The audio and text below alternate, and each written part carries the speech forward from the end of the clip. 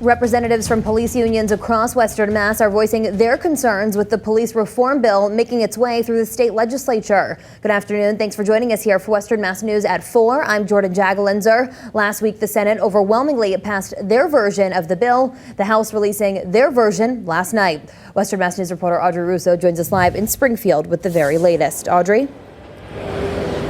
Both versions of the bill call for establishing a police commission that would certify and decertify police officers in the state of Massachusetts.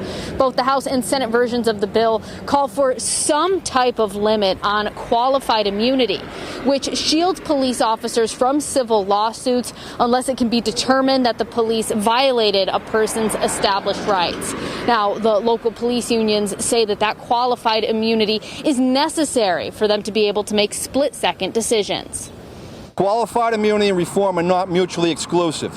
We can create a better criminal justice system and safer communities without forcing a police officer to hesitate when it matters. Western Mass police unions taking a stand against the state legislature's police reform bills. While the Senate's passed last week, the House released theirs Sunday night. A bill that would establish a commission to license police officers and decertify them if needed. It would limit qualified immunity in civil cases coming from incidents that result in an officer being decertified. And it would ban chokeholds along with limiting the use of crowd control tactics.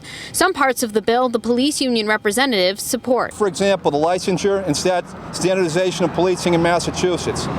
Our state has long lagged behind the rest of the country in funding for law enforcement training. But when it comes to the qualified immunity proposal, the president of the Springfield Police Supervisors Union says lawmakers are moving too fast. We don't want the bad actors in our business. However, you got to do it right.